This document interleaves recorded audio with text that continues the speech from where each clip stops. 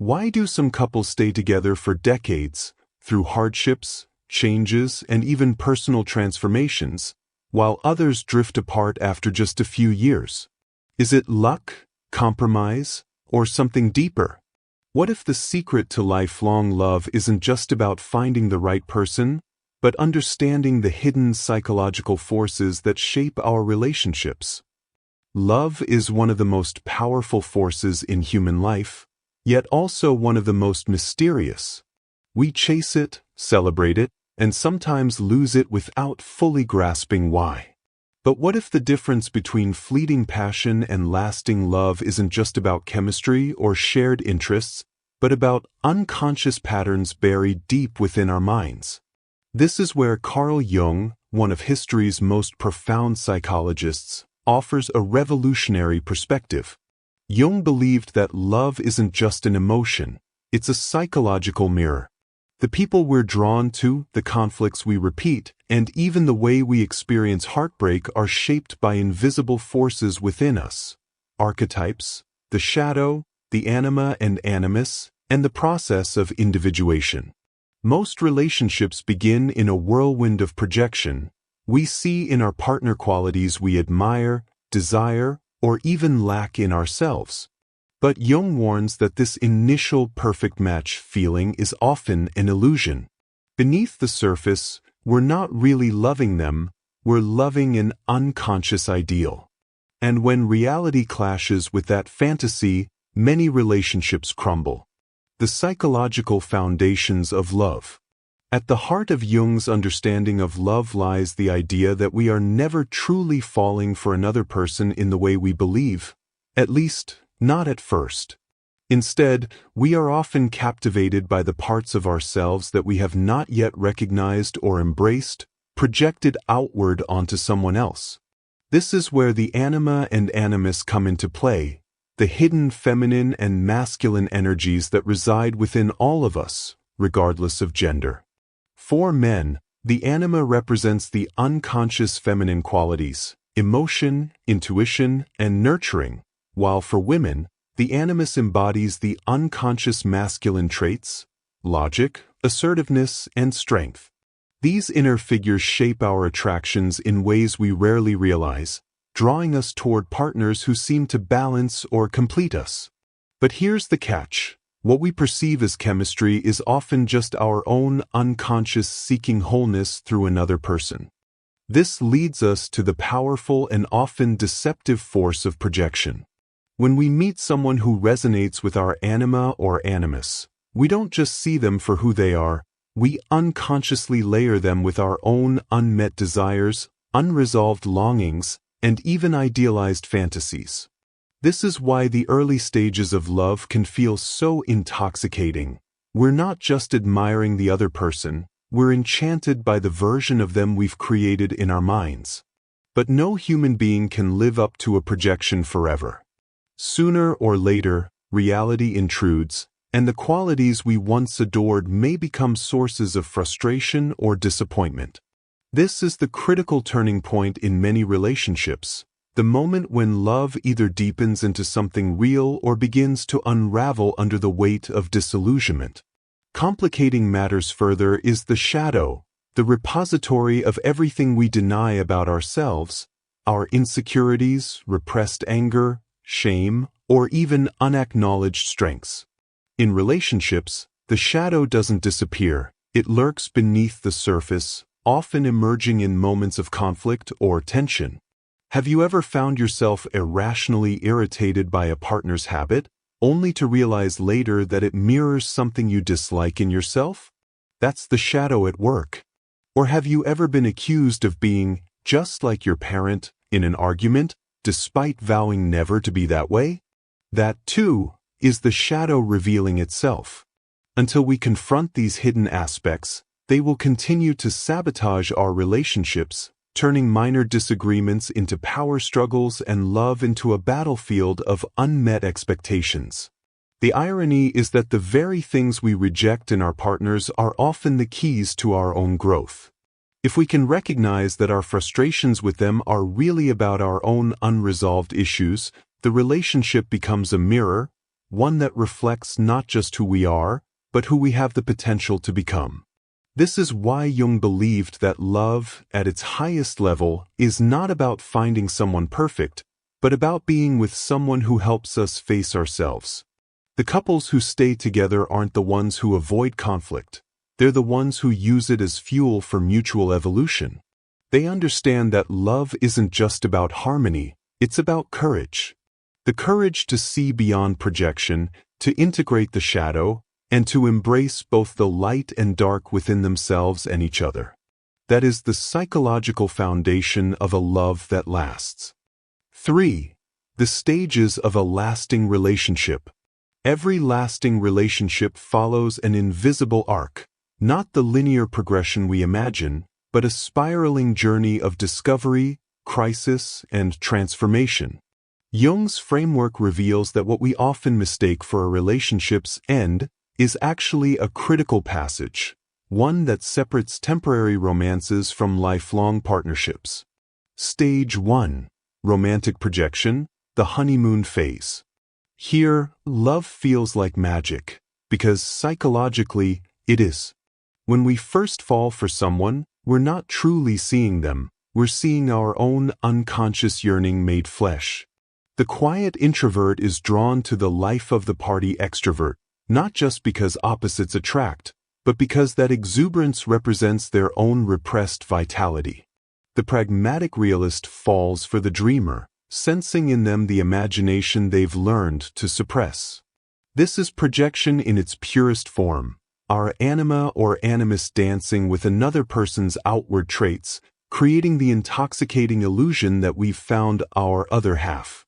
But this stage is inherently unstable, built on a foundation of mutual misunderstanding. Partners become archetypal figures, the hero, the nurturer, the wise one, rather than flawed, complex humans. The relationship thrives on what's withheld, the bad moods edited out of early dates, the political opinions softened for harmony, the personal baggage left carefully unmentioned. Like actors in a play we've unconsciously co-written, we perform the versions of ourselves most likely to sustain the fantasy. The tragedy, and the opportunity, is that this beautiful illusion must shatter for real love to begin. Stage 2. Disillusionment, the power struggle. The cracks start small. A joke that doesn't land. A habit that grates. A disagreement that lingers. Where once you marveled at your partner's confidence, now you call it arrogance. Their free-spirited nature becomes irresponsibility. Their practicality transforms into rigidity. This isn't betrayal, it's the inevitable collapse of projection. The archetypes are fading, and what emerges in their place are two imperfect humans carrying all their unconscious wounds into the relationship. This is the make-or-break crucible Jung understood so well. Most couples mistake this stage for failure rather than initiation. The power struggle manifests in cyclical arguments about money, sex, chores, or family, surface conflicts that are really proxies for deeper psychological material. When one partner accuses, "You're just like my father," or "You never listen," they're often confronting their own shadow through the other person. The controlling partner can't tolerate their partner's spontaneity because it threatens their own rigid defenses. The people-pleaser rages against their partner's selfishness because it mirrors their own repressed desires. Yet within this turmoil lies the relationship's greatest potential. The friction that feels like destruction is actually the friction required for transformation, if both partners can resist the urge to flee. Those who persevere begin noticing something paradoxical. The very traits that infuriate them in their partner often lead them back to disowned parts of themselves. The neat freak learns from their messy partner's creativity. The impulsive partner gains stability from their cautious counterpart. Slowly, if they're willing, they stop fighting the mirror and start learning from it. Stage 3. Conscious relationship, individuation and growth. Here, love ceases to be something that happens to you and becomes something you co-create. Partners in this stage have weathered enough storms to recognize a profound truth. Their relationship isn't about completing each other, but about accompanying each other in becoming whole. They've learned to distinguish between their partner's actual flaws and the projections they've layered onto them. Conflicts still arise, but they're approached with curiosity rather than fear, each disagreement mined for its hidden wisdom. This is where Jung's concept of individuation blossoms within the relationship. Rather than demanding their partner change to soothe their anxieties, each person takes responsibility for their own growth.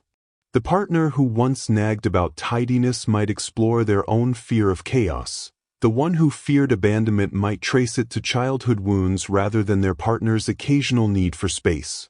Paradoxically, this self-work deepens intimacy. As masks drop, energy once spent maintaining illusions gets channeled into genuine connection. Such relationships develop a quiet resilience. Partners become skilled at recognizing when they're projecting versus when they're addressing real issues. They understand that love isn't the absence of conflict, but the ability to navigate it with honesty and compassion. Most beautifully, they begin to see each other clearly, not as saviors or antagonists, but as fellow travelers on the same difficult, glorious path toward wholeness. This is the secret of couples who last. They didn't find a perfect love. They chose, again and again, to let love perfect them. Why some couples stay together? The couples who stand the test of time have discovered a profound secret. Love isn't about finding someone perfect, but about learning to see imperfectly both their partner and themselves with radical honesty and acceptance.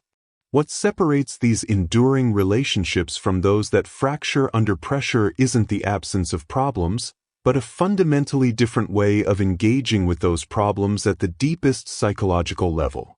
These couples have made the unconscious conscious, transforming their relationship from a fantasy of completion into a crucible for mutual growth.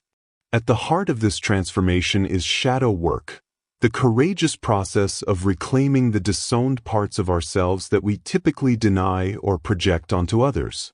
Where struggling couples see their partner's flaws as offenses to be corrected, thriving couples recognize these same flaws as mirrors reflecting back their own unfinished business.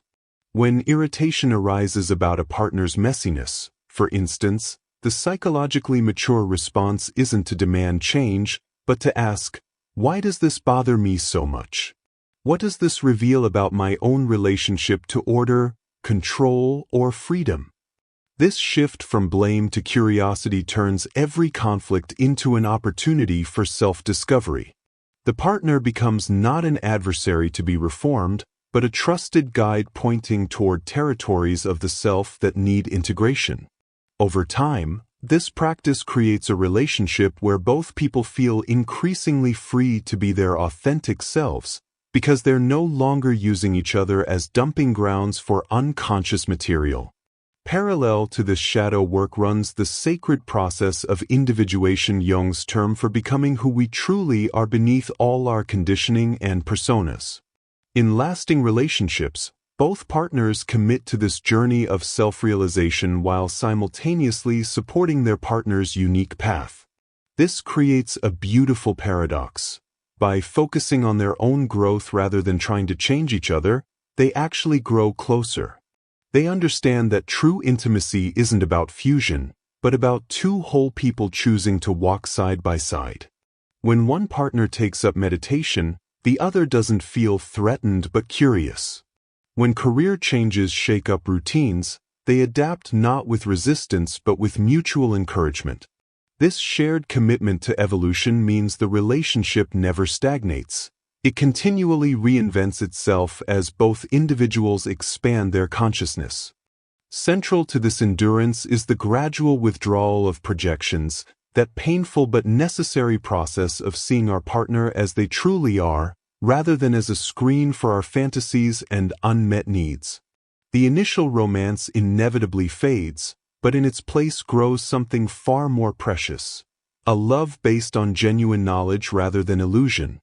These couples have passed through the fire of disillusionment and discovered the gold beneath, a connection based not on what they hope the other will be, but on who they actually are. This doesn't mean passion disappears. Rather, it transforms from the dizzying highs of infatuation to the steady warmth of deep recognition.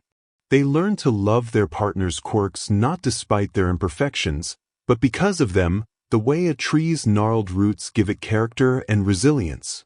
Perhaps most crucially, these couples have reframed conflict from something to avoid into the very engine of their growth. They understand that friction isn't the opposite of love, but often its most honest expression. Where fragile relationships crumble under disagreement, strong ones use it as grist for the mill of understanding. They've developed the emotional skills to argue cleanly, to express needs without blame, to listen without defensiveness, to repair after missteps. Each resolved conflict becomes a stepping stone to deeper intimacy, because both partners trust that the temporary discomfort of facing issues leads to greater harmony on the other side. They've learned the alchemical secret, that the heat of friction, when approached with wisdom and care, can fuse two people together more strongly than any superficial harmony ever could. Ultimately, these lasting relationships share a common thread. Both partners have stopped asking, "How can you make me happy?" and started asking, "How can we grow together?" They've moved beyond the consumer mentality of love, constantly evaluating whether their partner meets their needs, to a creator mentality, where they take joint responsibility for the relationship's evolution. This shift transforms love from something that happens to them into something they actively cultivate day by day. The result is a bond that doesn't just endure life's storms, but is strengthened by them, a living testament to Jung's vision of relationship as a vessel for psychological and spiritual awakening. The theoretical framework of Jungian psychology comes alive when we examine real relationships that have either flourished through conscious work or crumbled under the weight of unconscious patterns. These stories serve as both inspiration and cautionary tales, revealing how abstract psychological concepts play out in the messy, beautiful reality of human connection. Consider Carl and Emma Jung's own marriage, a complex union that embodied many of the principles Carl later articulated. Their relationship weathered numerous storms, including Carl's intense professional ambitions, his well-documented emotional struggles, and even his controversial relationship with former patient Tony Wolfe. What kept their bond intact wasn't perfection, but a shared commitment to psychological and spiritual growth. Emma, herself a pioneering psychoanalyst, didn't merely stand by her husband. She engaged deeply with his work while maintaining her own intellectual and emotional independence. Their correspondence reveals a partnership that evolved from conventional marital roles into what we might now call a conscious relationship, one where both individuals supported each other's individuation process. When Emma developed her own theories about the Animus, Carl took them seriously, demonstrating the mutual respect essential for lasting love. Their marriage wasn't without pain, but it became a container strong enough to hold both their individual complexities and their united purpose. Modern examples abound of couples who've applied these principles, often without any formal knowledge of Jungian psychology. Take the case of Eleanor and David, married for 47 years, whose relationship transformed when David's corporate burnout led to depression. Initially, Eleanor reacted with frustration. She projected her own fear of weakness onto his struggle, interpreting it as laziness. But through therapy, she recognized this as her working-class father's voice in her head, not her authentic response. As she made peace with her own vulnerability, she could support David without resentment. Meanwhile, David's crisis forced him to confront his shadow, the driven executive who disowned his artistic side.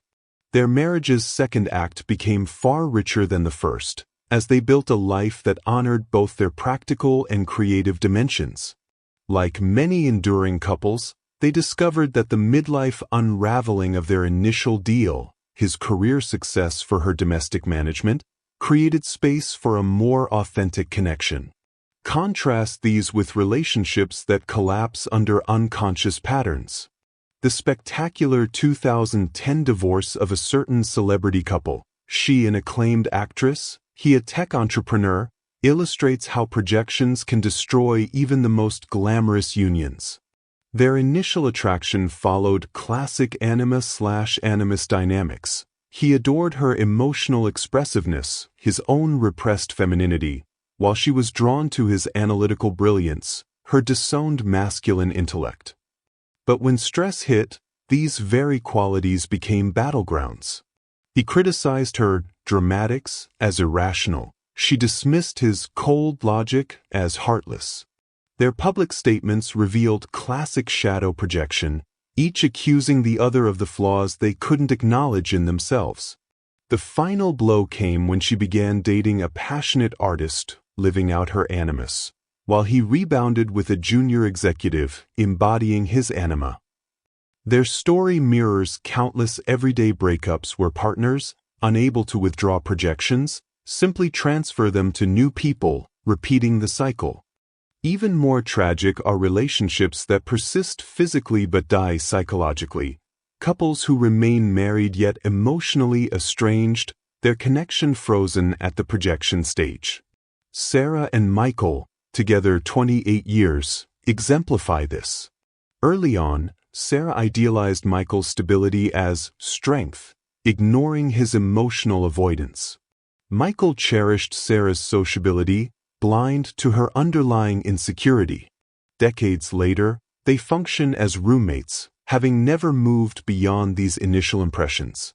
Sarah's unexpressed artistic yearnings and Michael's buried rage manifest as passive-aggressive jabs about housework and money.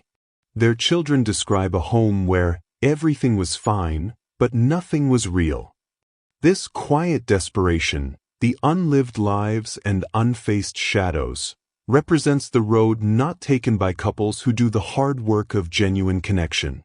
The difference between these outcomes hinges on courage, not the absence of conflict, but the willingness to use conflict as a gateway to truth. Jungian analyst Marion Woodman observed of lasting couples, they don't love each other because they're blind, they love each other because they see. This clear-eyed love, forged through confronting projections and integrating shadows, creates bonds that can withstand life's inevitable upheavals. Whether in historical examples like the Jungs or contemporary couples navigating modern complexities, the pattern holds. Relationships become lifelong when they transform from refuges from the self into vehicles for self-discovery. The broken projections don't leave emptiness in their wake. They make space for something real to finally grow. The journey from fantasy-based romance to conscious partnership requires more than good intentions. It demands specific psychological skills that most of us were never taught. These practices, rooted in Jung's wisdom but applicable to modern relationships, offer a roadmap for navigating the inevitable challenges of intimate connection with wisdom rather than reactivity. Recognizing and withdrawing projections. The first step is developing the ability to catch yourself in the act of projection, that moment when your intense reaction to your partner says more about your inner world than their behavior. When you find yourself thinking, "You're so selfish," or "You never listen," pause and ask, "Where does this quality live in me?" The partner who irritates you with their spontaneity might be mirroring your own repressed desire for freedom. The one you criticize for being too emotional could reflect your disowned vulnerability.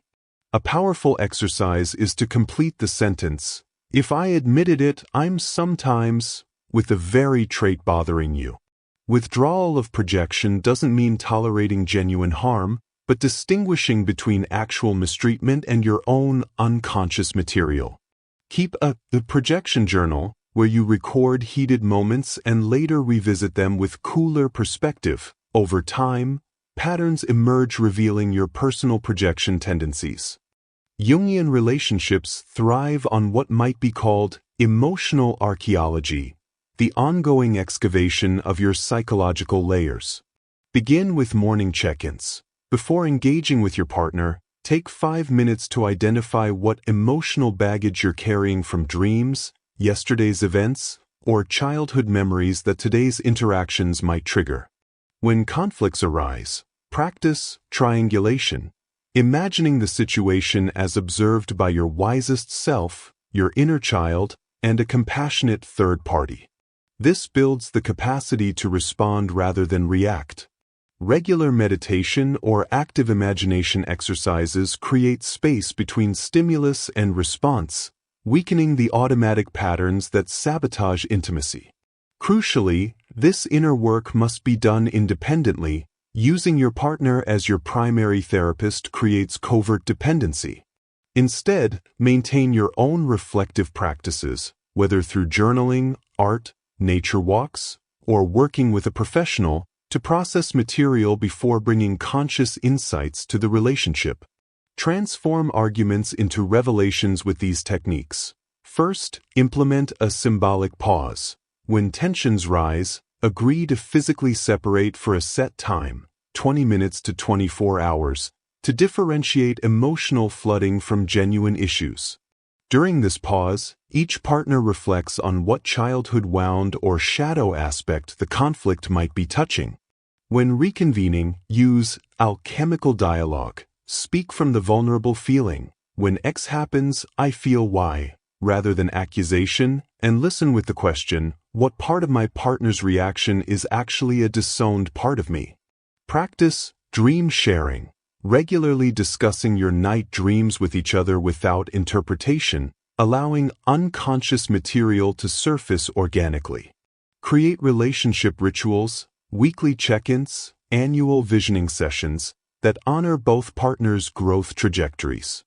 Most importantly, learn to distinguish between surface content, what the argument appears to be about, and psychological content, the deeper fears, childhood wounds, or shadow aspects actually at play.